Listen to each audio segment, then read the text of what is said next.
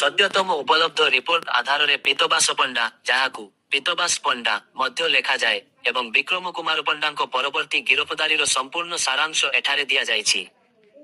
कौन घटिथिला 6 अक्टोबर 2025 राति रे पीतबास पंडा बार काउंसिलर जने वरिष्ठ वकील एवं भारतीय जनता पार्टी बीजेपी रो जने नेता ब्रह्मपुर ओडिशार गंजाम जिला रे तांको बासभवन बाहरे गुली करी हत्या करा जाइथिला। पुलिस अनुसार दुई जन बाइक आरोही तांको उपरे निकटरू प्राय रातिटा गुली चलाइथिले। तांको तुरंत डाक्तरखाना निया जाइथिला किंतु तांको मृत घोषणा करा जाइथिला। राज्य पुलिस तुरंत 3टी उत्सर्गीकृत तदंत दल गठन करिछि।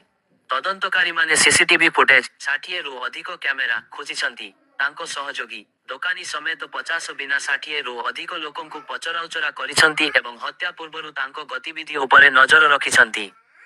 प्रारंभिक उद्देश्य किछि सूत्ररु प्राय 12 कोटी मूल्यर एक विवादीय जमी चुक्तिनामा अनुमान करा जाउछि जेउथिरे पंडा पसिथिबा अभियोग होइछि।